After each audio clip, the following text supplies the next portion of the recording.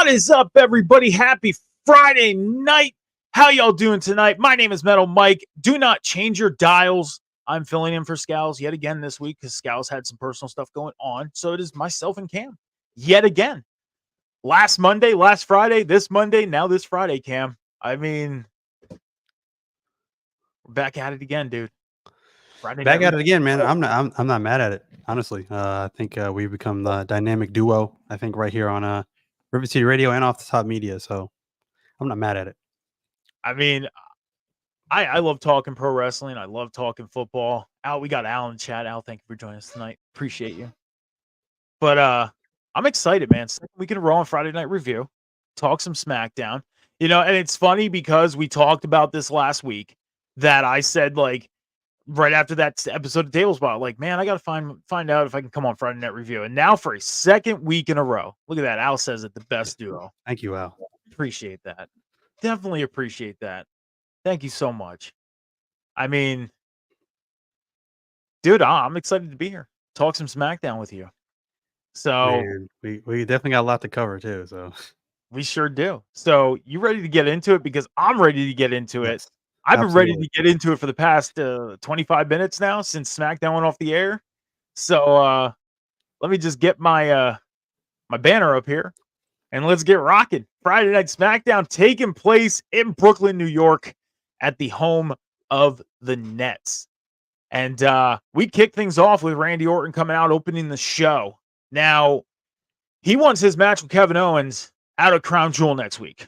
We seen him last week. We talked about it here on the show that, you know, he went to Nick Aldis and Nick Aldis said, you know, I have no control over this. I can't make this match. I can't. We got to go higher up. And we kind of knew who that was, Cam. We kind of knew who they had to go to. Yeah, we did. So who did we get? We got none other than Triple H coming off his position back in their gorilla position to come out and talk to Randy Orton. Now, he said that he didn't want to do this out in front of the crowd. He wanted to do this in private because he also needed to talk to Randy about being late for work. Now, I don't know about you, Cam, but like if I'm late for work, I also get told about it. Like, I don't blame Triple H for wanting to talk to Randy Orton for being late for work. But they decided they're going to talk about this in the ring. Randy Orton, Kevin Owens having some problems these past couple weeks, pretty much ever since Kevin Owens attacked Cody and attacked Randy 2-3 weeks ago. And Randy stood there saying, don't make me beg you. Like, I will stand here and beg you to make this match. And it is official. We are getting Kevin Owens and Randy Orton next Saturday in Saudi Arabia for Crown Jewel. Cam, opening segment, man. Your thoughts? So first off, you know, I like the fact that they made this very realistic, with a very, you know, like I said, a very real aspect to it. With, you know, Randy Orton obviously, you know, coming through, you know, gorilla position. Like I said, in this current era with WWE, they don't ignore the behind the scenes. They don't ignore or try to pretend like that gorilla position doesn't exist. Like that's like an invisible wall that we're not allowed to touch. So I love how Randy Orton just before he even went, he stopped dead in his tracks before going through the curtain and went directly to Triple H, who was sitting right there as we all expect him to, right? So I like that. I like seeing that. That's just a different flavor that we didn't used to see from, you know, 10, 20 years ago. So I like seeing that. That's a different, you know, raw feel. So I immediately knew that, you know, he was going to go to the ring and Triple H was obviously going to leave gorilla position and meet him in the ring. So for the first, you know, opening moments of this particular opening segment, it was kind of going back and forth really, because Randy Orton kept just saying that, you know, Triple H was protecting Kevin Owens, but he finally pushes back and he's like, no, I'm not protecting Kevin Owens, I'm protecting you. My thing with this is the way that they're building this up with, you know, Kevin kind of, you know, going away for a little bit, being kind of frustrated with, I guess, his positioning right now in WWE, and, you know, him turning on Cody Rhodes first and then Randy Orton. To me, I think that this, I personally, I don't even think that Kevin is really going to be a heel moving forward. I really don't.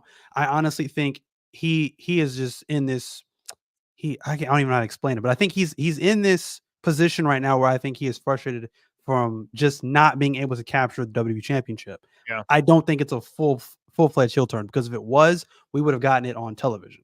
instead of getting it with this fan interaction. It was a smart move if you think about it, but that I don't think they would have done it that way if we were getting a full-fledged heel turn from Kevin Owens. I personally believe this is all a swerve and we're getting a heel Randy Orton.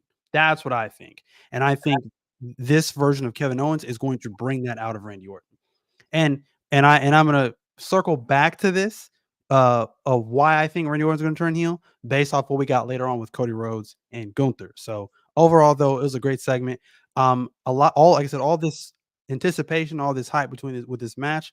I don't think this is going to be a normal one-on-one match. Not necessarily stipulations, but I just think we're going to get some kind of surprise or something. Because my thing is, I think with all this hype going into this feud, you can't just have a subpar match. This has to deliver just all of it. I mean, you get Triple H on TV, which you don't see very often unless he's making an announcement for a particular match or unveiling a new championship or he's opening a show in Saudi or whatnot have you. So you really don't get him in this capacity very often. So I think they need to use that juice that they have right now and really deliver a classic with Randy Orton and Kevin Owens come Saudi. So I understand where you're coming from, because if you go back to the pandemic days, the pandemic era, Kevin Owens was dealing with Roman Reigns during that time. We've seen their last man standing match at the Royal Rumble back in, 2021, when they got into the Thunderdome, and Kevin Owens gets handcuffed, to the pillar thing, and Roman walks out as champion. Kevin Owens consistently for the past 4 years has been dealing with the bloodline. Has been. And then Cody walks in at WrestleMania, takes on Seth.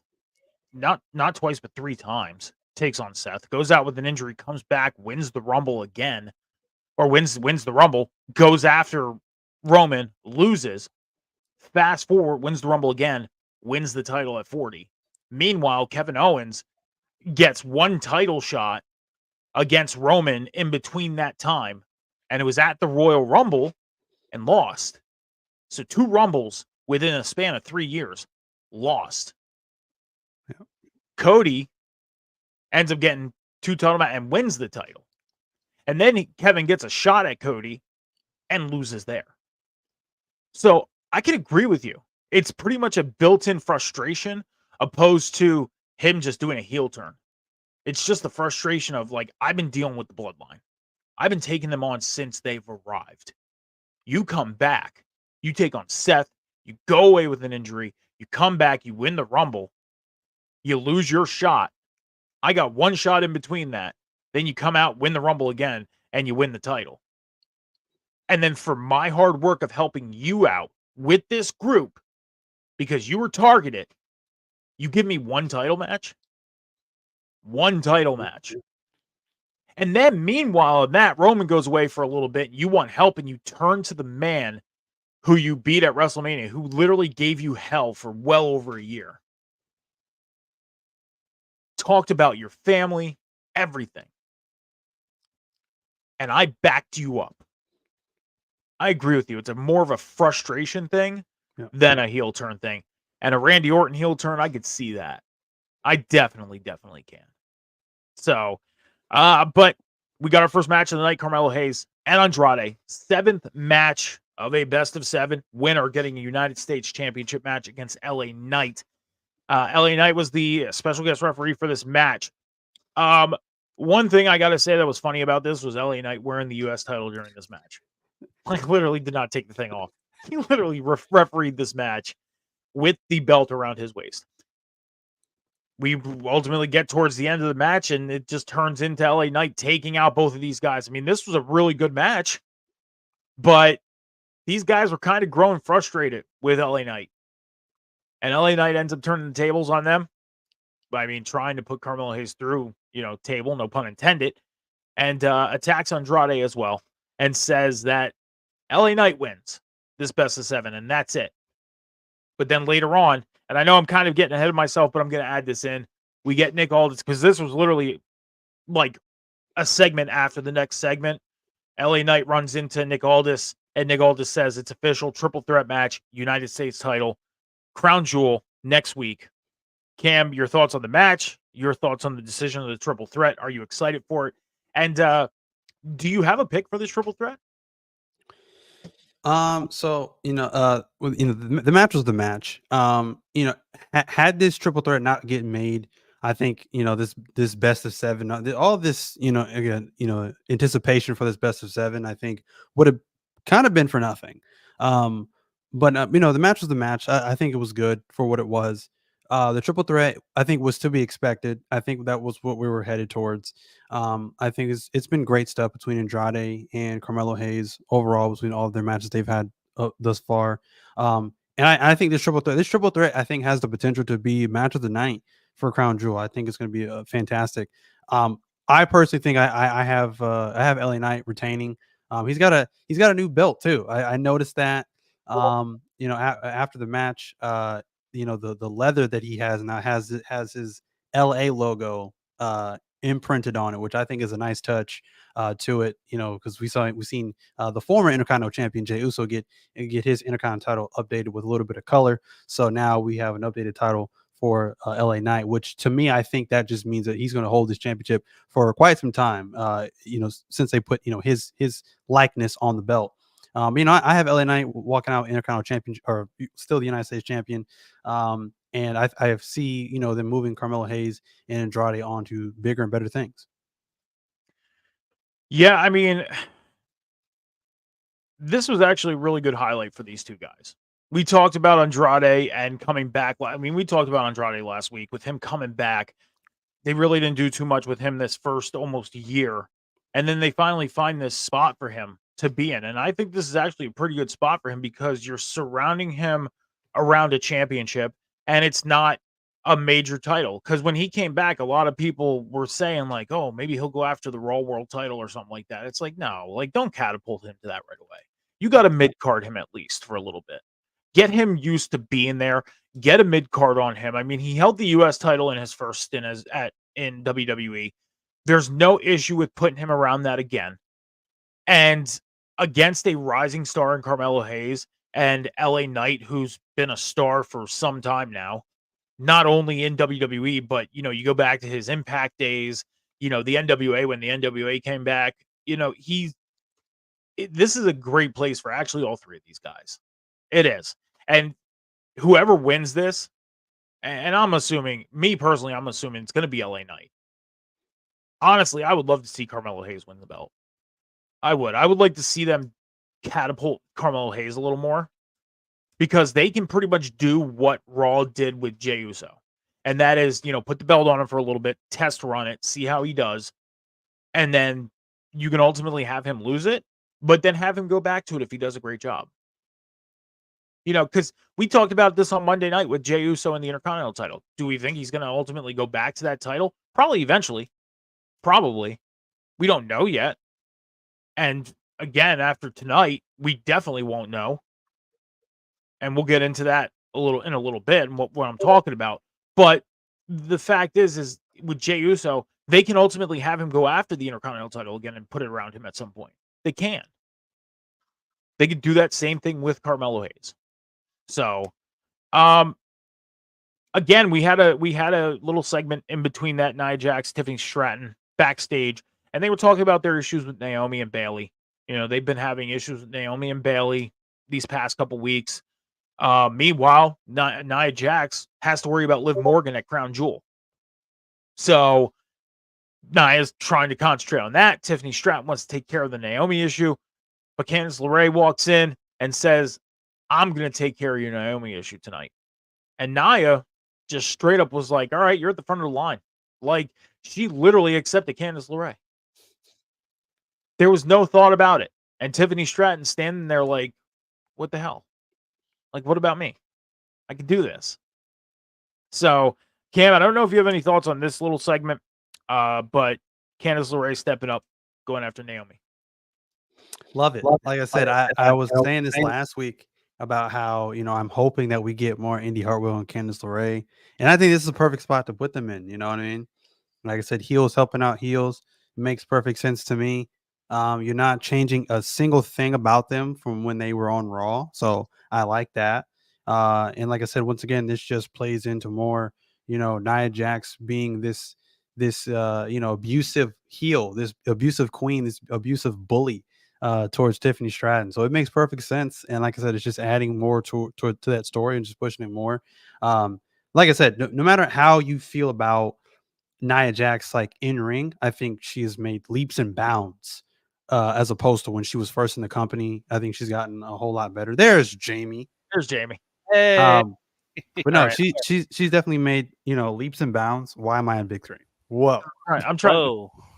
I'm trying to fix things here. Okay, we were kind of like underneath the banner thing, but Yeah. everybody, Mr. Jamie Rose joining us here tonight. Jamie Rose. Welcome, sir. I apologize. I thought you had the link. No, it's my bad. I didn't know that like we started using just one link for everything. So Yeah. I was just waiting for a new link like always. So like that's on me. Like I had no clue at all. Well, you're here now, so we're actually in the middle of talking about the Nia Jax, Tiffany Stratton backstage segment. We can backtrack. We'll get your thoughts on everything we covered so far. But I'm sorry, Cam, for cutting you off. If you want to finish your thoughts. But no, with Nia Jax, no matter how you feel about Nia Jax, whether you're a fan of her or not, she has definitely made leaps and bounds in ring. Mic work, I'm not really crazy about it. I think to me, her wheelhouse is more so when I think when she's doing these backstage promos, like especially with Tiffany. Like I said, the stuff she's done with Tiffany Stratton so far, that to me, I think is her strong suit. But like live microphone in the ring, I'm like, it could probably still use some work.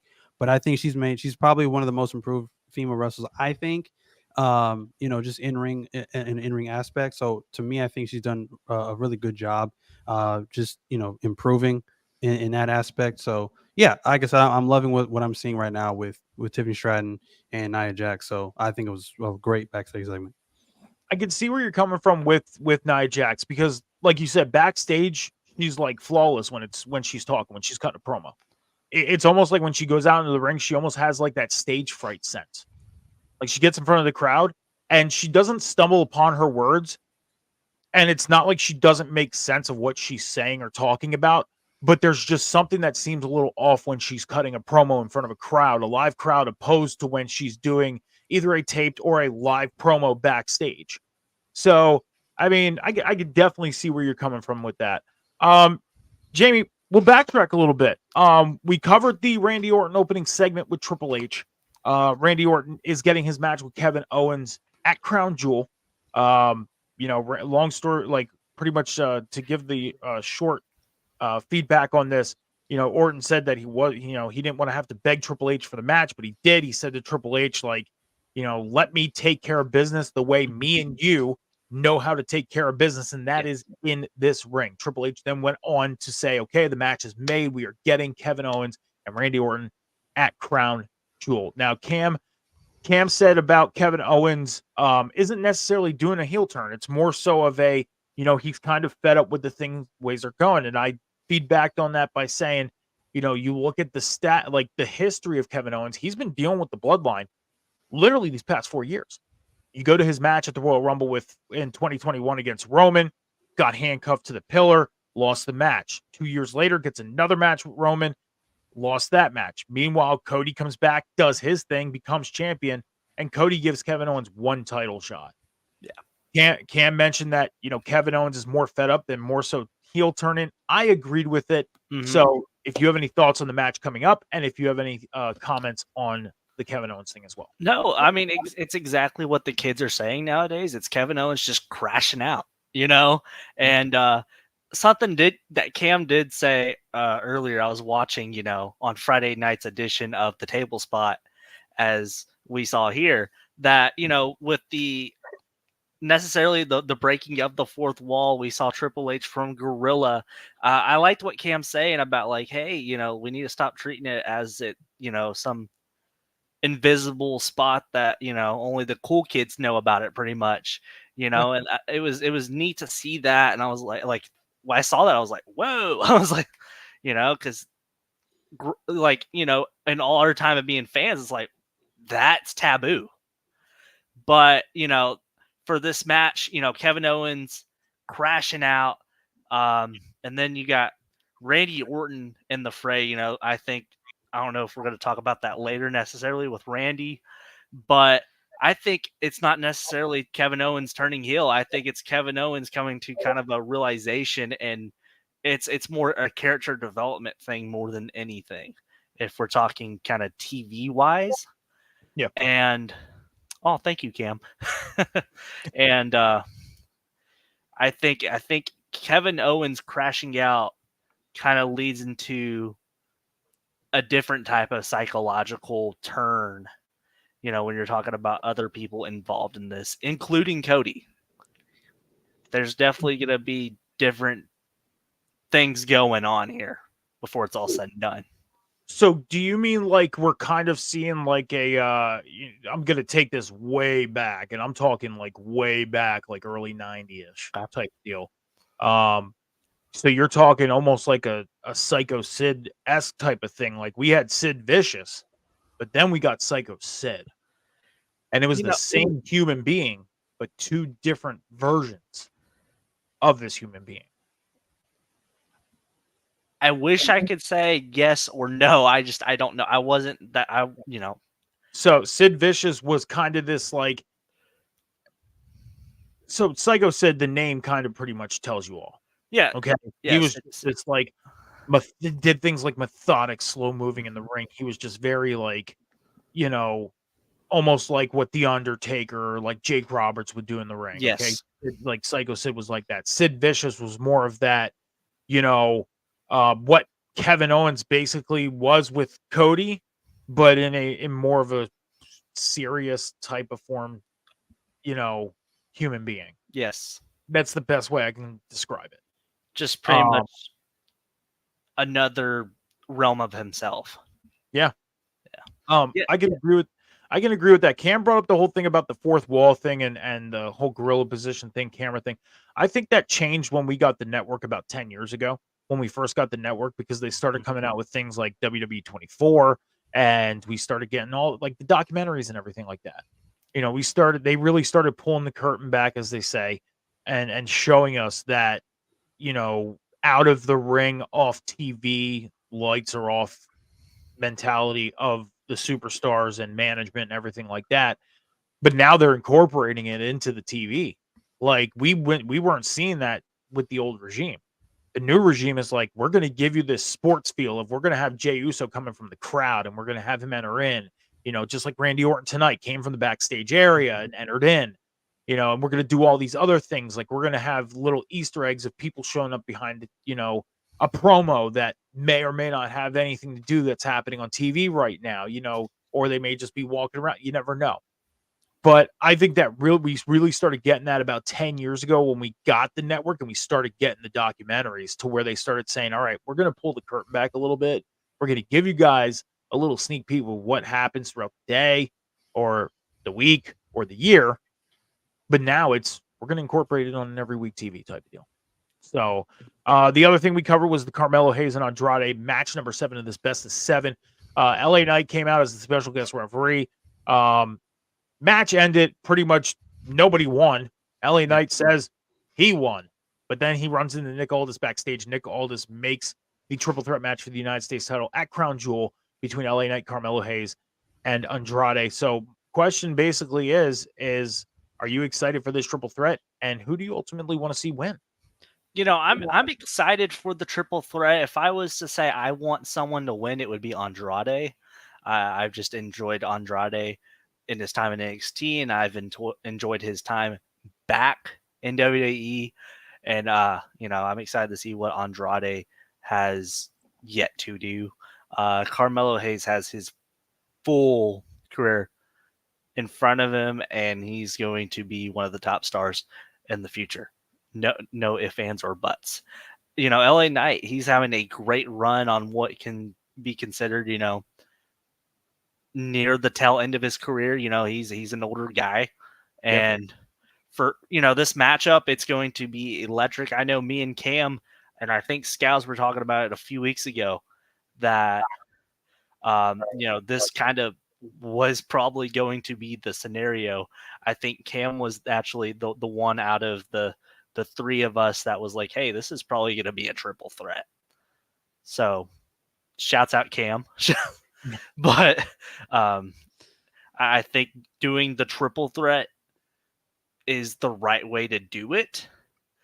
And I think that, you still leave a lot left on the table if you want to revisit Andrade and Carmelo in the future. I mean, because you've left it open. Like you said, I mean, LA Knight, he's been, I just said to Cam a few moments ago, LA Knight, I mean, ever since the NWA came back, Yeah. National Wrestling Alliance came back in 2019, LA Knight has somewhat been on fire. I mean, you can even go back to his Impact days, and he was doing good things in Impact with, Drew McIntyre and Bobby Lashley and everything, was doing really good things. When the NWA comes back, he starts firing all cylinders. Then he comes to WWE, and it's like, takes off. What's awesome with this is you look at LA Knight, guys like an LA Knight or an Orange Cassidy or Joe Hendry. They're not in like a top world title picture or main event picture or anything like that, but they are getting the recognition that they well do deserve because of the work that they're doing. They're doing great work. They're entertaining us. They're doing what they're necessarily put on TV to do. Oh yeah, but the question I want to ask both of you guys, do you think they're going above and beyond, or do you think they're just doing what the ceiling is being asked for? Cam, you first, your reaction on that. Do you think that guys like Joe Hendry or Cassidy and LA Knight are kind of at the ceiling, or do you think they're going above and beyond? I guess it's different for depending on who you're talking about. But I think all of them right now, I think they're setting us up for, the next generation, the next decade of professional wrestling, which is always great, which is something that, I've always stressed about with any company, especially with, the three bigs, TNA, AEW, WWE. You always have to push, your young talent. You can't just like ignore them and keep continuing to push like the veterans. Yeah, the veterans of the big names, that's great, but you're not gonna build your company and have those guys take you to the next decade. It's just not gonna happen. So you have to push those young talent, guys. And I think right now, wrestling as a whole, I think it has a great crop of young talent that is, I think, pushing the envelope and really pushing towards the next generation and helping professional wrestling grow. So I think they're all exceeding everybody's expectations right now. I honestly, I agree with you on that, because if you look at the transition that's being made now with the newer talent, the younger talent that's up and coming, this transition seems a little better than what we got back in like 2002 to 2005. Now, not to take anything away from, John Cena, Randy Orton, Brock Lesnar, Shelton Benjamin, those guys that came out of that transition class to the generation we got up until now, because they've done great things. Obviously, Cena winning 16 world titles, Orton's at what he's at, Lesnar doing what he did in his career. But this seems like a more popular transition, because wrestling seems more on that popular standard. You're talking, you could end up talking to people who you sometimes may have thought like, wow, you watch wrestling? I didn't know that. You know what I mean? Cool again. It's mainstream. Exactly. So same question for you, Jamie. Do you think that like guys like this are at their ceiling, or do you think they're going above and beyond? And who are the guys again? Like LA Knight, Orange Cassidy, Joe Hendry. I think, I think Joe Hendry's still got some more. Again, depends on the guy. I think Orange Cassidy's still got some stuff left to do. I think LA Knight, I don't think he's going to necessarily be WWE champion, but I think he's got some main eventing feuds to do left, And Joe Hendry, I think he'll get an NXT contract and do some stuff. So, I think they got some stuff left to do. But again, just kind of setting up the business for the next crop of guys, man. Was that you giving your prediction on Joe Hendry not winning the TNA World Title tomorrow night? I think he's gonna win it just because of how over he is. That's me, but But we'll have to definitely see what goes on with these guys. I just kind of wanted to get your guys' opinions on that since we were talking about LA Knight. Like you said, LA Knight's a little bit of an older guy. I believe he's in his 40s now. He's But 41, yeah, which is young in this in this era of being a wrestler. I I mean, mean, hell, AJ Styles is what, 47? 47, 46, somewhere around there. Yeah, you got, Jericho who's 52, 53 years old working. Jericho. You know, I'm just saying, like, hey, I'm just age-wise, you have guys like that working. It's insane. But the next thing we talked, until he's like 60 something. the next thing we talked about was the Nia Jax, Tiffany Stratton thing backstage. That little segment, Candice LeRae stepping up, saying she's going to take care of the Naomi problem. And we don't know if you have anything to say on that little segment, but like me and Cam were talking about as you were coming on, and I was commenting on what Cam said on saying like Nia Jax may have a little bit of promo work to do in front of a live crowd, but she seems comfortable backstage. But your thoughts on this with this little segment? Do you have any thoughts on it? I think it was a good segment. Again, it's setting the seeds for the eventual cash in on Nia. I like seeing Candice LeRae on television getting spotlighted. Even with her being the speed champion. Just seeing that like they're utilizing her. They're putting them on TV. That's great to see. Tiffany, of course, she's going to be a star. So just to, see that and building her up to be even a different iteration of her character. So it's exciting stuff to see. And it's finally it's cool to be like, hey, let's look at the main roster women's, divisions and be like, there's some good stuff going on. Yeah. Because, I know growing up for me, it's like that wasn't the case. Like if you wanted to watch good women's wrestling, you got to watch TNA. Now you can flip on, the big three and be like, okay, there's some good stuff here. So yeah, I mean, some people would have their own opinion on what women's division is the better division. A lot of people would say it's always been TNA, but right now it's NXT. And that's what I was going to say is I was watching a live stream before SmackDown earlier tonight, and this person was doing like a TikTok live pre-show SmackDown type of thing, and the host even said like the best women's division right now is in NXT. Yeah. So you're the second person I'm hearing from tonight. Cam, I mean, I'm not sure who you think your favorite women's division or who you think is the best women's division, if you want to put that out there. I mean, I would like to say it's my favorite is AEW, only because, like I said, they have so many names there that I mean, they have so much potential there to succeed. They just frustrate me because 1 minute it's like they have like the potential, like I just said, to take off, and then they do something that like takes them 4 steps back. Yeah. But I mean, easily, I think the best division that I think is showcasing just all the names they're bringing in right now in a great light is probably NXT for sure.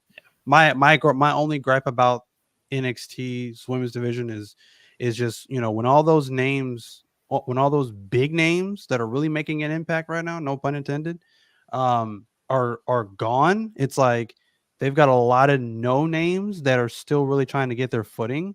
And they need to fix that like quickly, because they're going to go through a really dry patch with their women's division, just with some of these new names. Like they bring in like a lot of former athletes, like volleyball players and cheerleaders, and it's like, yeah, that's great, but they don't really. It's not translating to TV other than them being athletic in the ring. Like they don't have a gimmick really, and that's, to me, that's what NXT is all about, is developing that character, developing that identity, and something that's really going to connect with the audience. So that's what they need to do with some of their, newer talent that's only got a year, 2 years, 3 years under their belt. But the veterans they're bringing in, or the people that's on the indies, or anybody from New Japan that they're bringing in, fantastic stuff. Great stuff. I do have a real quick question for you guys, and we're going to move on with SmackDown. But since we're on the NXT thing here for a second, you guys know me. Me personally, I'm not too big on NXT. I don't watch NXT all the time. I'll watch it here and there, So I will never ever say anything bad about NXT just due to the fact that I'm not a fan that watches every week. Okay. But I hear and I see online that they're doing great work. Okay. So do you think with NXT being a developmental, do you think like we've seen it since the start of NXT? You had your crop of talent like the Finn Balor's, the Samoa Joes, that crop of talent. Then you go into the crop of talent from like 2017, 18 up until about 2 years ago, like the Rhea Ripley's, the Shayna Baszler's, all that. Now this crop of talent. But NXT still finds a way to keep the momentum going no matter what. Do you feel like when they start that new crop of talent, that new like you know what I'm talking about, that new like era, whatever you want to call it, do you feel like they're hitting a reset button in a some sort because of having the new talent and being developmental, or do you think they keep things going to a sort? Jamie, we'll get your thought on that quick first. So it's a little bit of both, because yes, you're hitting the resets, a new era, of course, a new regime, new era, everything's going to be different. But with them being on, on cable television, actually broadcast with it being CW. Yeah. You have a ton of eyeballs on it. It's developmental, but when it comes to actually putting yourself out there, it's showtime. It's prime time. You have the potential to get more eyeballs than all of AEW's products and, maybe even a SmackDown or Raw, depends on what's even on. So with that's very big shoes to fill when you haven't filled the shoes before. You have these athletes, but, these classes, you do see some indie talent in there. You had Javon Evans, who was Jay Malachi on the independents. You had Roxanne Perez, Roxy, in ROW, which is Booker's school promotion. And then she was also one of the last, I think she was the last ROH women's champion before, got bought out by Tony. So, you still have, there's a lot of them people on the roster that like you think, oh, they're one of those athletes, but they did a little bit of time on the indies, not much, but a little bit. So, I think it's a good mixture of it. Would I personally like to see more people come over from the indies and get their fair share? Yes, but it's also like, you also got to think, and you guys have seen it, you guys go to indie wrestling shows, you watch independents. Yeah. There's a lot of bad habits out there. It's been a long time since I've been to an indie show. I'm talking well over 10 years since I've been to an indie show. So I know things have changed. Not much, not as much as you think. But what I seen even 10, 15 years ago, it was like, okay, you can kind of see it. Yeah. So I know where you're coming from with that. A lot of these people got bad habits, and when they bring in these former athletes, they come with no bad habits. Yeah. So they could teach them the way they want them to do things. So that's why they tend to go more towards that. But you're go ahead, Cam. Sorry. No, go ahead and finish your thought. Go ahead. Yeah, go ahead. I was just saying your question. I'm sorry, I kind of went away. I think they're ascending, and there's not really a reset just because, you have no curtain to really fall back on with your presentation. Yeah. Cam, same question for you. Do you feel like that when they start like a new era of things, do you feel like they're necessarily hitting the reset, or do they just continue what they're doing by kind of doing an overlap? Well, yeah, that's kind of what I was getting at. I think eventually they're going to hit a point in NXT where it's going to be kind of like their Ruthless Aggression era, where they're going to be searching for the next top talent in the women's division. They're going to be searching for the next top talent in the men's division. So I do think it'll be a reset in that regard. But like I said, there's so many veterans, there's so many minds, there's so many coaches behind the scenes, even I think even beyond our recognition. Like I don't even think we realize like how many people are behind the scenes of NXT, you know, that are helping out.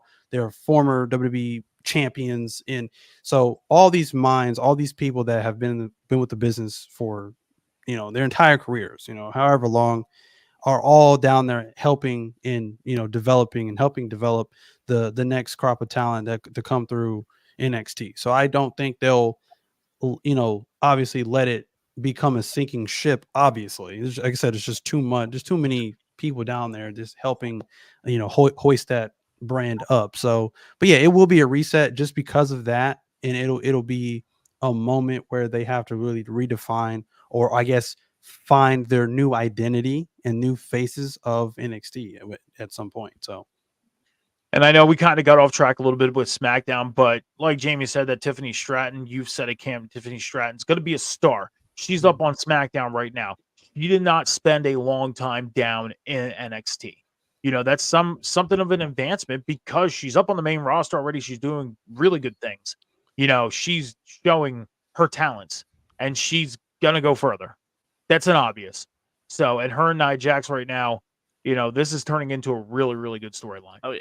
It really is. Very entertaining. Me at first, I wasn't a big fan of it, but now it's kind of growing on me to the fact where I'm like, okay, I'm down to find out what happens next. Even if the writing is already on the wall, I don't care. I'm ready to see it happen in front of my eyes. Yes, sir. So we did get the match between Naomi and Candice LeRae sticking around on the women's division, by the way. Naomi ends up picking up the win. And that's after Indy Hartwell attacked her on the outside. Bailey came out to help Naomi, and Naomi ends up picking up the win against Candice LeRae after Candice stepped up. So, Cam, if you have any thoughts on this match. Like I said, this helped make Naomi look really, really good in this match, I think. Surprised she won for sure. I honestly thought they were going to give this to Indy Hartwell, or not Indy Hartwell, but Candice LeRae, especially after the Indy Hartwell interference. The pop from Bailey was insane. That was crazy. I don't think I ever heard a louder pop for Bailey, even when she was the champion. So that was insane. Did Naomi necessarily need Bailey to help her out win this match? Maybe. I don't know. Maybe not. That's up for debate, I think. But ultimately, now I don't know how you guys feel about this, but after the match, it strongly felt like Naomi was turning on Bailey. Like the second Bailey had her back turned and she's like leaning over the ropes, I'm thinking she's dumping her over that top rope. That's what I thought. Even when she went like under her legs, I'm thinking she's gonna do like some old school like evolution, thumbs up, thumbs down, boom, electric chair. That's what I thought. Oh, that would have been great. Like, so I don't know about you guys, but that's what I felt. But who knows? But like I said, I honestly think and again, I don't know how you guys feel about this, but them keeping Naomi relatively close around the championship scene, I think is the prelude to her winning the Royal Rumble. I think she should win the Royal Rumble. Yeah. Come February. Honestly, I do. That's the only way I think you get her back to that feeling she got in TNA, that feeling she got when she first came back. She's kind of slipped off since, you know, coming back, and that's the only way I think you get her back on the right track. Does she go after, you know, Nia Jax? I don't know. It depends on what happens with her and Tiffany, but I would think she goes after the Raw Women's title, and whoever's champion over there, whether it be Liv or Rhea, whoever. That's where that's my pick. That's my, you know, favorite choice to win the Women's Royal Rumble come next year. So, but overall, like I said, you know, Naomi is improving more and more and more. I was very impressed with her in this match. Probably one of my favorite matches. Seeing her back, I think thus far, she's just showing so many signs of improvement. So, yeah, honestly, liked it. Like to see her get the win. So they're on the right track with Naomi. Let's just hope they keep it up. I mean, again, with like I just said with the last segment, you know, the writing on the wall, who cares? Again, me personally, not a huge fan of Naomi, but like you just said with her and being in TNA and the success that she had for the very little time that she was there, to give her that feeling back with coming back to WWE, like I could see it. You know, even whether it's winning the Royal Rumble or winning a match to get a title shot, you know, somewhere down the road, you know, not necessarily like a WrestleMania, but, you know, somewhere to get a title shot and put the title around her. I mean, when she won the TNA title, was I excited for her? Yeah, I was. And I'm not even a fan of her. I was excited for her. I was excited to see it for her because, you know, the work that she does, I'll never take away the work that anybody does in the ring. Never. Because number one, I've never stepped foot. I mean, I've stepped foot in a ring, but I never did what they do. I'll say it that way. But you know, whether I'm a fan of them or not, doing great work. Naomi's doing great work, and you kind of see like they're keeping her kind of close to the title. You know, around Nia Jax or Tiffany Stratton or whoever it may be. You know, if that's the writing on the wall, then so be it. You know, does she deserve it? Yeah. But Jamie, your thoughts? My thoughts is exactly your thoughts and exactly Cam's thoughts. You know, I do appreciate that. Again, they're keeping her around that title picture, and that's just gonna stay until they put the title on her. The pop for Bailey was out of this world. Yeah. You know, it's the Barclays Center, and that, you know what happened in the Barclays Center? It was NXT Takeover, the Iron Woman match. Her and Mercedes, or Sasha Banks, whatever you want to call her. But you know, it's that same fan base there, and that's a rabid group of fans. Yeah. I mean, the history that her and Sasha made in the Barclays SummerSlam weekend was, you know, probably the match of the weekend. If not, it was the match of the weekend. They did insane work, you know, and then just like you said with the Iron Woman match, you know, weeks later was just another amazing match between the two. And that was inside the Performance Center, Yes. or the Full Sail. I'm sorry, not Performance Center, the Full Sail University. That was a good era. That was a good era. You know, it was a loud pop for Bailey. It was a pop that we haven't heard for her in a long time. Yeah. You know, you can even say that this pop was probably louder than what she got at WrestleMania. Yeah. You know, so, but Cody and Gunther had a promo in the middle of the ring. They're going to be facing each other for the Crown Jewel Men's Championship. Cody Rhodes, the WWE Undisputed Heavyweight Champion. Gunther, the World's Heavyweight Champion. Now, these two have been cutting promos on each other the past 2 weeks. We had one on Raw, and then we had one on SmackDown, and then Cody cut one by himself again on Raw, and then we got tonight. But there was a little bit of a difference of tonight. Tonight we had some physicality. Cody struck first, and Ludwig Kaiser tried to come in and help. Cody wasn't having it. Was not having it.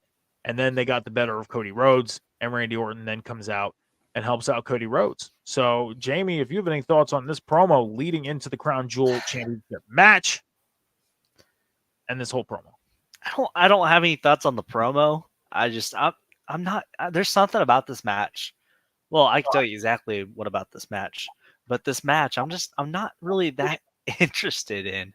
You know, I hate when they kind of book themselves in these corners. It's like, oh, which one of these titles are we going to make lesser of when they're supposed to be presented on kind of the same playing field?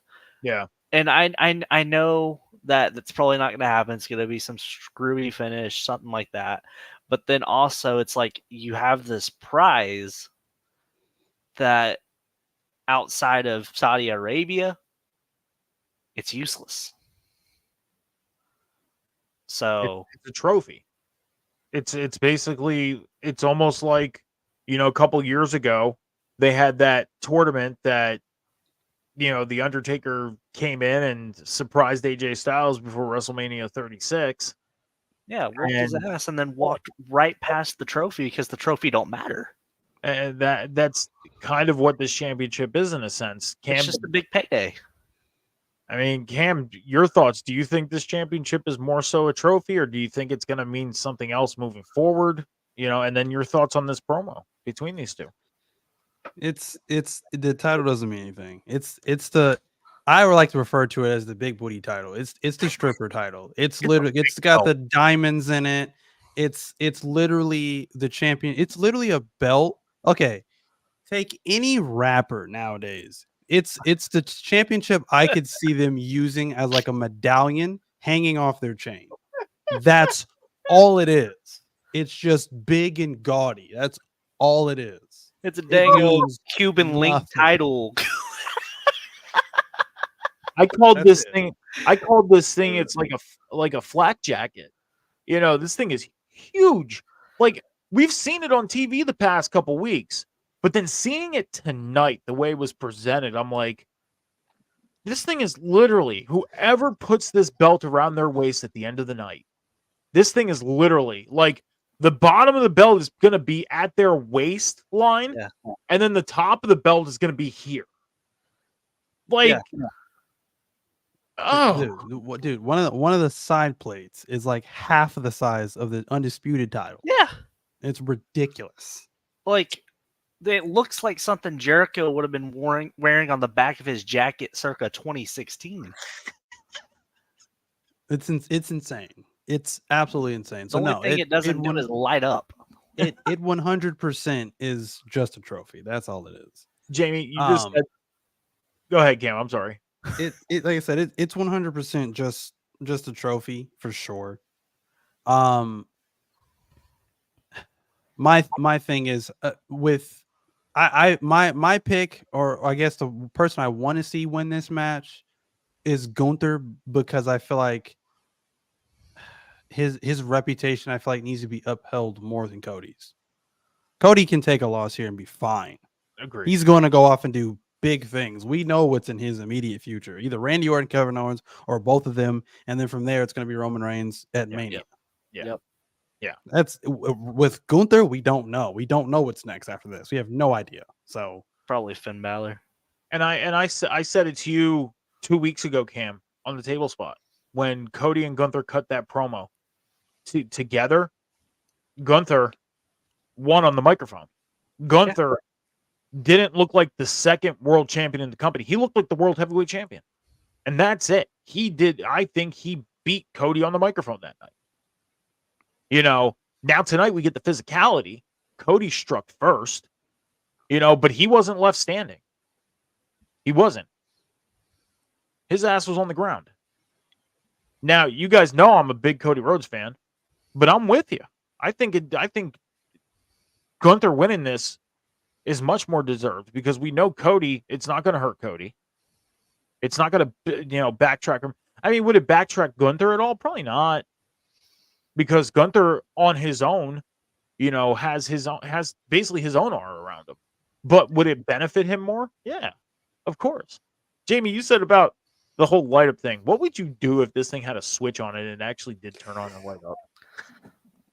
Oh, I would probably have a Jim Cornette level aneurysm.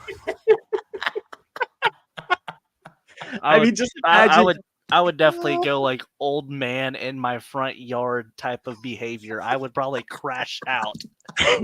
Just imagine if this thing had like a push button on the back of it, and it's like some of the gems, like they picked one color to light up, and that's like the non-brighter color. Like the green is bright, so the red's not. So they got to brighten the red, and the red lights up. It's like, like I'm a PC builder. I love the lighting, everything, but putting RGB on a damn belt, no. I mean, when Naomi was champion, her belt glowed in the dark. So. But that was her gimmick. And what's with them carrying it around in a freaking case? Like, what's with that? They're making a big deal out of it. Yeah, they're making it feel special. That's so weird. It's like that right there tells you it's just a trophy. That's how they carry the damn Super Bowl trophy, the Lombardi. Every time I see that case when they carry it around, I think I'm like seeing like a live action, Tom Clancy, the Division 2 or some weapon or something. Yeah. Like, what is happening?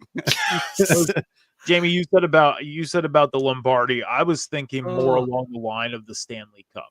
Like the Stanley Cup, they seem to carry it around a little more with, I like hockey. I do. I'm more of a football guy than a hockey guy, but I think that the Stanley Cup trophy gets treated with a little more prestige than the Lombardi does. Not saying that the Lombardi doesn't have prestige, but I think the Stanley Cup gets treated a little more with prestige. Yeah, until you get some like burly Russian dude, drinking beer out of it and eating Chef Boyardee out of it.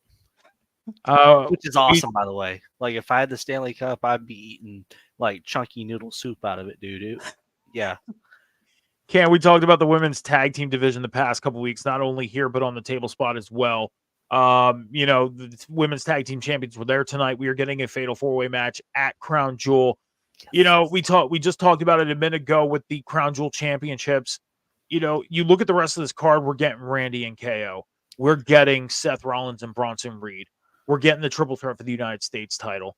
We're now getting a fatal 4-way for the women's tag team titles. Is this something, and Cam, I'm going to get your thoughts first. Is this something you're excited for? Yes and no.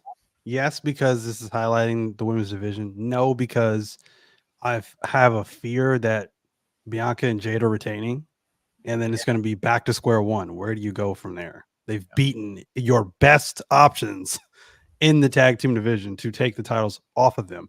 They're right now, I feel like they are less of a tag team and more of like tag team ambassadors. They take those titles everywhere with them, hosting to international shows, SmackDown, Raw. They rarely are in the ring, but they are more highlighting, for a better word, I guess, highlighting the tag team division by taking those titles everywhere. Tag team. You know what I mean? Like Yeah. that's so to me, they are ambassadors more so than they are a tag team right now. I just thought of, I'm sorry for cutting you off, but I just thought of something. Like, you just literally put all that on the table, right? And I just thought I could just see them at like dinner at like Red Lobster or something, and they're like, you have Bianca and Jade sitting on one side and the belt sitting on just sitting there having dinner with their belt. Jamie, your thoughts on this? Are you excited for this fatal 4-way? I'm excited in only one case is, it's the metaphors in there, right? Miss Jericho, Jackson, and Lash Legend, yes, they are. Yes. Okay. I think if they're gonna make a splash with this women's tag team division, put it on them, because they've proved in the last few weeks that they could go on every show, they could show out, and they could do their thing. If they're gonna do that and be successful, give them the ball and let them run with it. I mean, it's not a bad idea, because if you look at it, they're still technically down on NXT. Am I correct on that? And it also, yes, and it shines a light on your third brand that you want to highlight. Well, when you look at the women's tag team titles, when we were coming out of the pandemic, they literally combined the NXT and the WWE women's tag team titles to make it to the fact of these titles were going to be traveling titles between all three brands. We haven't seen these titles down on NXT. We've only mainly seen them on Raw, sometimes on SmackDown. So I can see your point. Put it on them. Take them to NXT with them. In the meantime, we'll see them on Raw. We'll see them on SmackDown. That would make a lot of sense. And it helps everybody out. Yeah, no, it does. It does. So, well, we'll have to see. I mean, again, you look at this card, and between the two crown jewel titles, it's all about what match you're more so excited for, because the way you're looking at this card right now, it's kind of like, is there really a lot to be excited for? I mean, Seth and Bronson, yeah, definitely, especially what they've been doing on Raw. But then after that, it's like, what else? I mean, Kevin and Randy, it's exciting. It is. But when we'll have to see. I'm kind of going to be a brawl. Yeah. That's going to be more of a fight, as they would say, a fight than a match. Yeah. I just want to see somebody hold up this big ass title over their head. Good grief. They can lift it. I mean, they have 4 guys carrying a briefcase. Dude, imagine the woman that wins this. Yeah. We had a number 1 contenders. We're at the main event, guys. Oh my gosh, we're at the main event segment already. Jeez.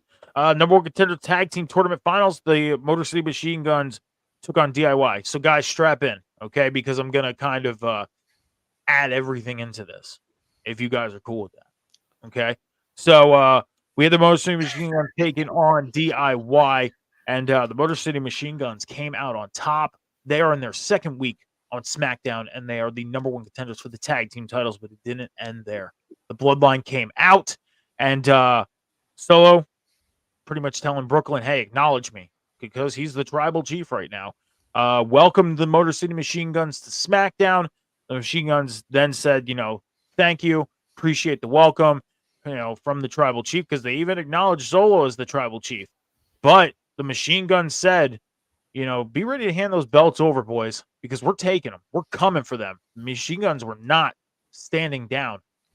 And they even put out the challenge of anytime, anywhere, we're ready. We'll even do it tonight. We don't care.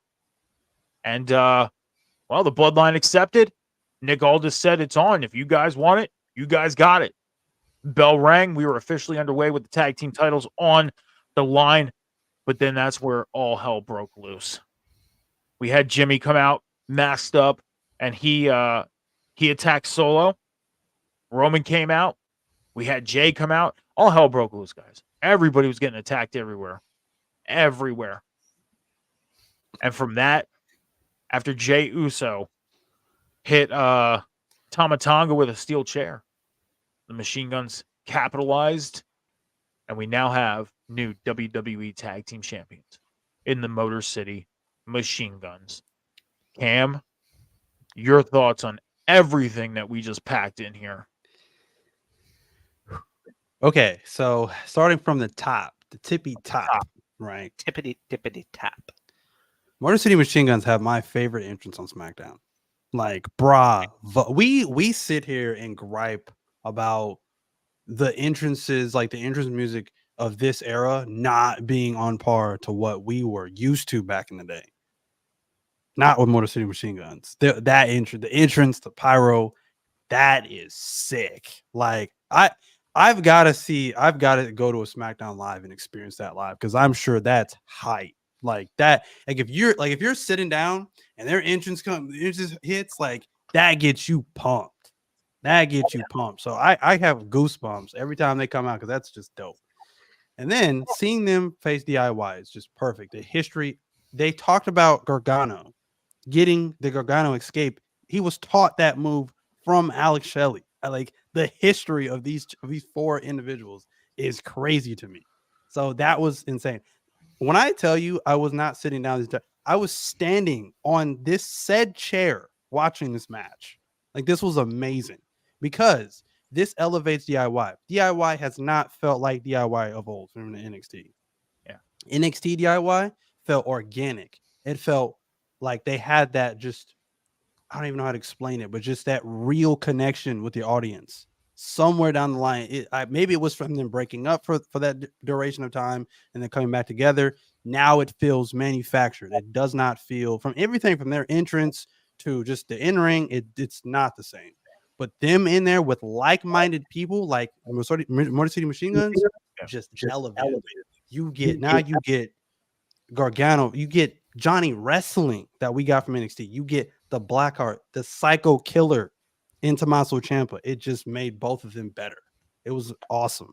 And then afterwards, like I said, after the match, after they win the match, then you get the Bloodline come out, and I was freaking out about that. Like, just that moment alone was great too. And then to get, we've seen too many times where, it's like, oh yeah, we're gonna do this match tonight, but then it's like, oh, but never mind, then the heel takes the high road. So to actually get that match tonight, like, I didn't think they'd do that. So to actually get that match immediately after beating DIY was insane.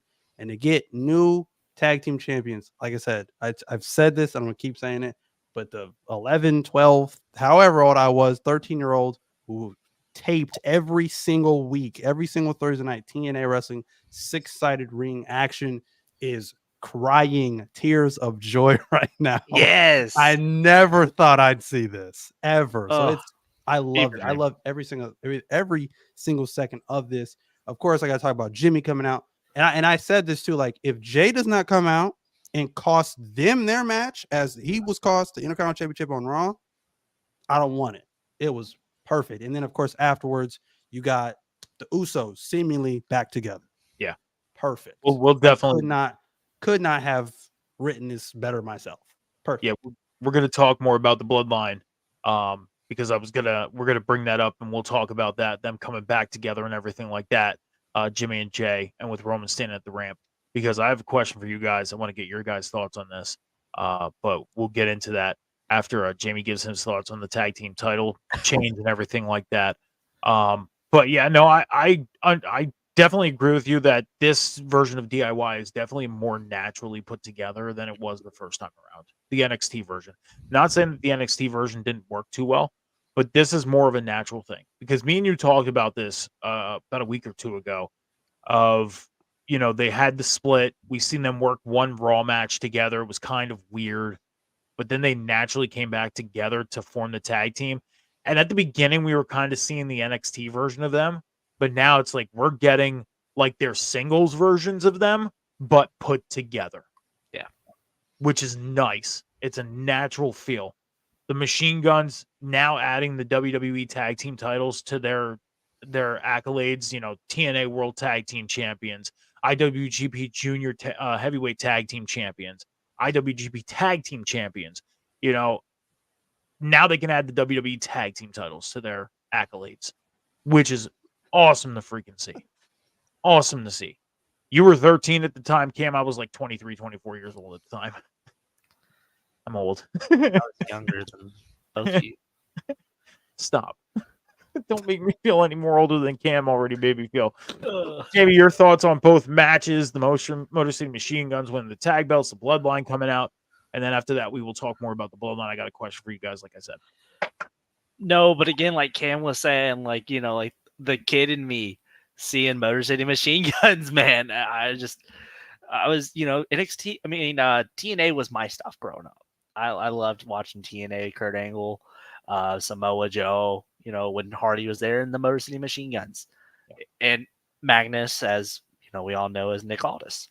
So to seeing all of this makes my TNA heart happy. I like that they put, a lot of people will be like, oh, but they've barely been here. They just got here and they're already getting handed this when all these other tag teams, the tag team division wasn't working much anyways. This is the reset, baby. Get ready for it because this tag team division has the opportunity now to blow up. This is a kick in the butt to all the other tag teams, and this is like, hey, it's go time.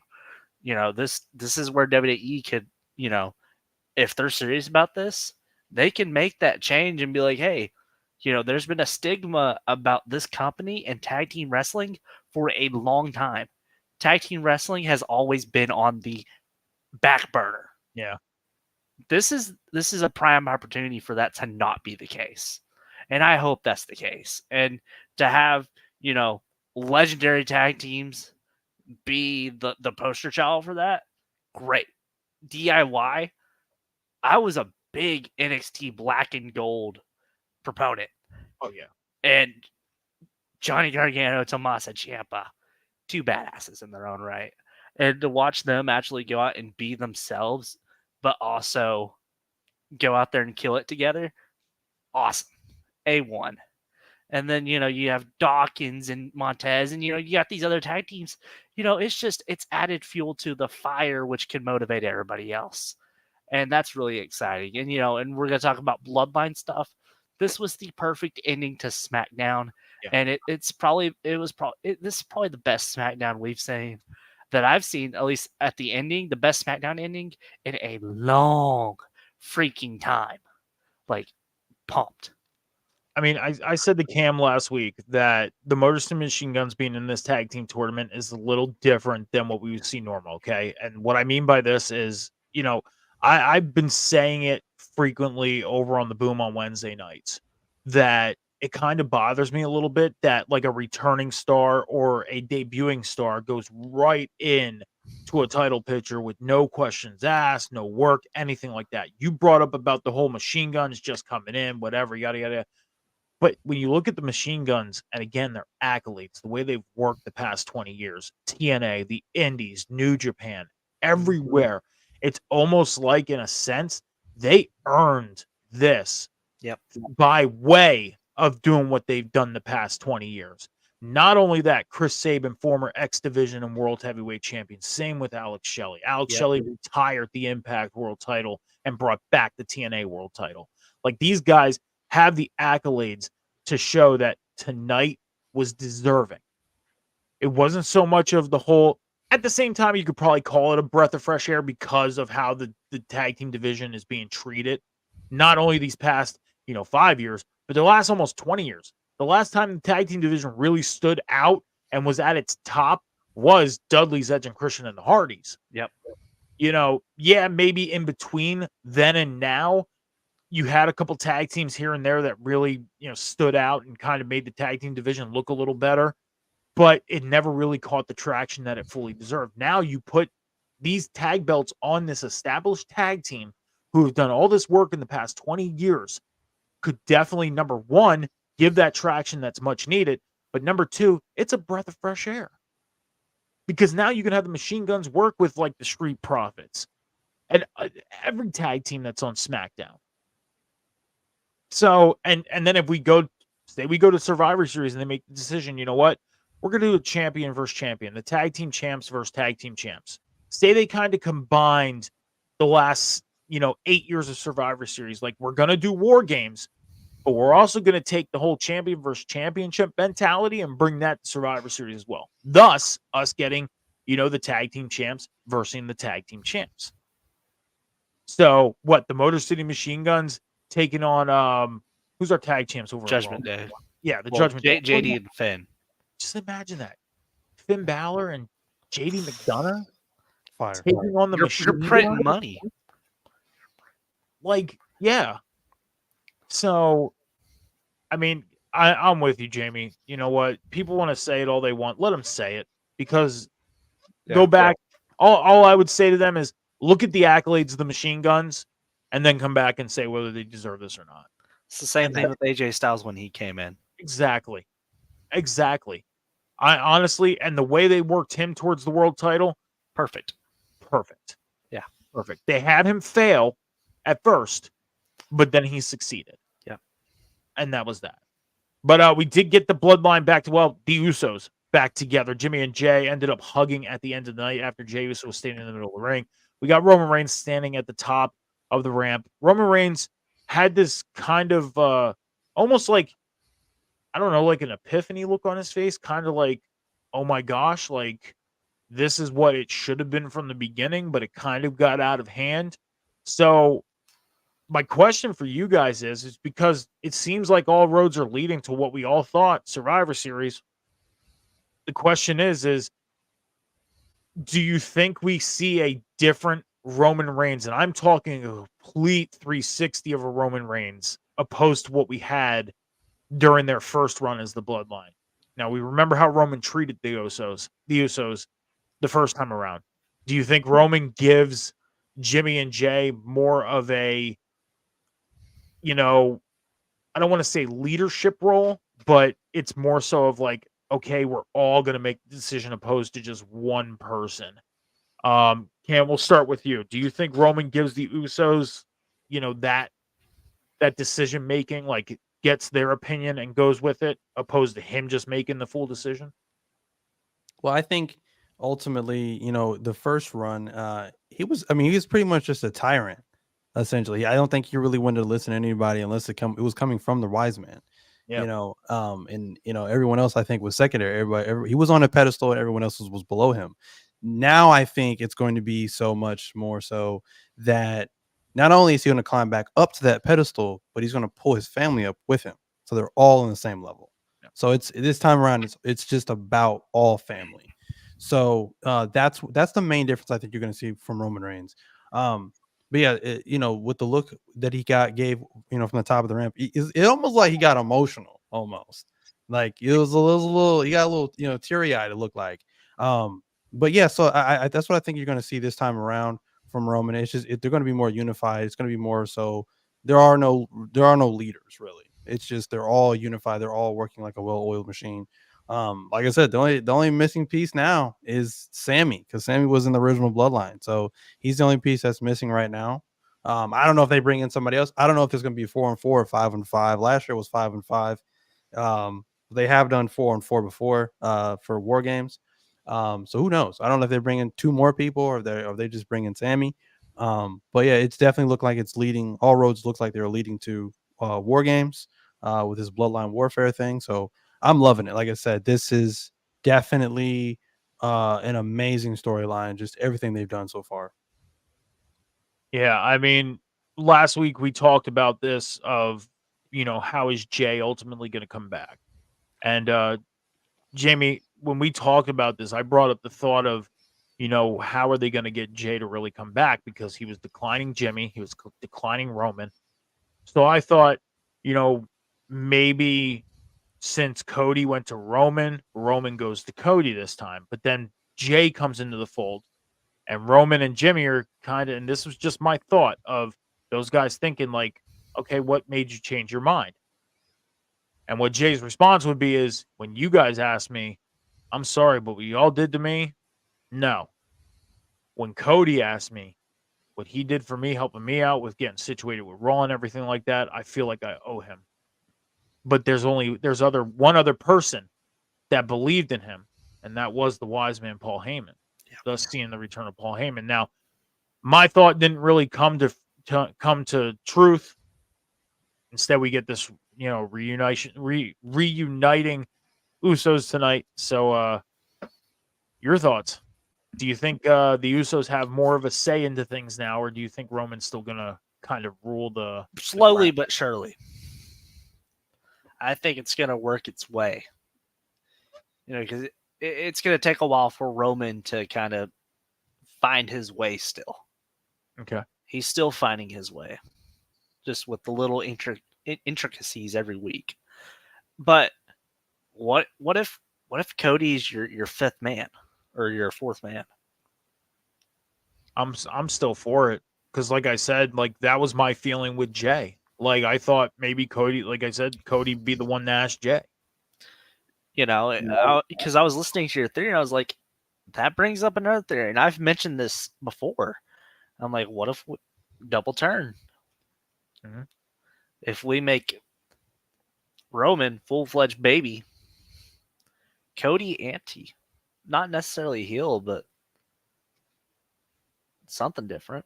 So I think I know what you're saying, because I have this theory that I bring up. Cam knows this theory. I bring this up all the time. And this has to do with, Swerve why am I not thinking of his name at the moment? Our Intercontinental champion. No, our Intercontinental champion. Oh my God. Why am I forgetting his name? Braun Breaker? Braun Breaker. There we go. Yeah. I say this about Braun and I say this about Swerve. They're not heels. They're not baby faces. They're just them. Yeah. Is that what you're pertaining to when it comes to Cody? Pretty much. I mean, I would put Kevin Owens in the same kind of boat now. Yeah. Cody, Kevin's kind of at that, more of a, agonizing, trying to like figure out why the hell he's being treated the way he is, opposed to turning heel. Yeah. But I mean, I'm excited to see what we get on the Go Home to SmackDown next week, because Crown Jewel is next Saturday out in Riyadh, Saudi Arabia.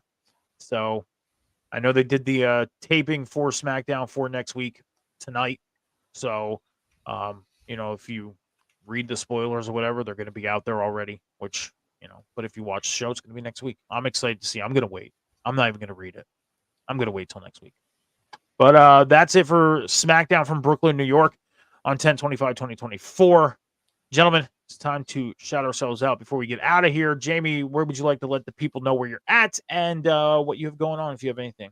You can find me at Jamie Rose PW on my Twitter and Instagram. You could also find me calling the action on Diamond State Wrestling on YouTube. Next weekend, November 2nd, we have our Diamond State of Emergency event in Clarksville, Arkansas, where we will feature Mike Jackson, Preston Vance, and the Brian Kendrick. So that's going to be exciting stuff. And that's where you can find me, guys. Oh, yes. And also on this very program here on FNR, or AKA for the last 2 weeks, Table Spot Friday edition with Cam G and Metal Mike here on Rivet City Radio, brought to you, or Rivet, the network.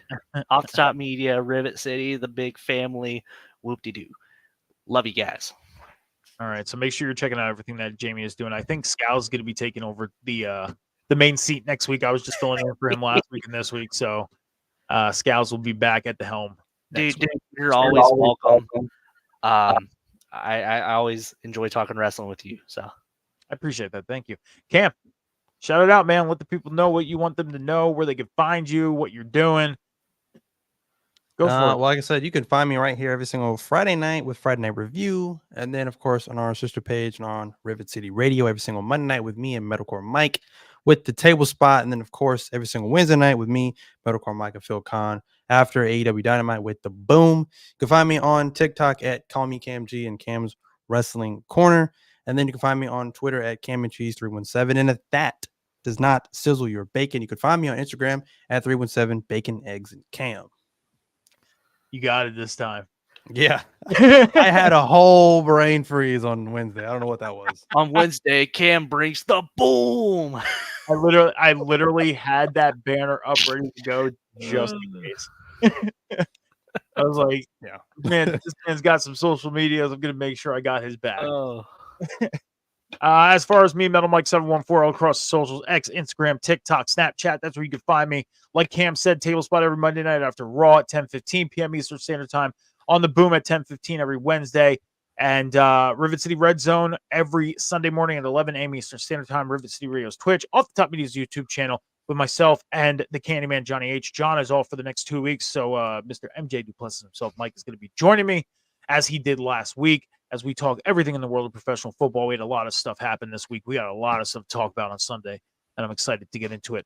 But, gentlemen, that is it. Let's get the hell out of here. As I always say, thank you for joining us for the live. If you're not joining us for the live, thank you for joining us for the replay. As I always tell y'all, be good to each other. Be kind to each other. Be patient. Be good to each other. Be kind to each other. Take care of each other. Be patient with each other. Remember, the world is not moving as fast as you think. Until next time, this was Friday Night Review.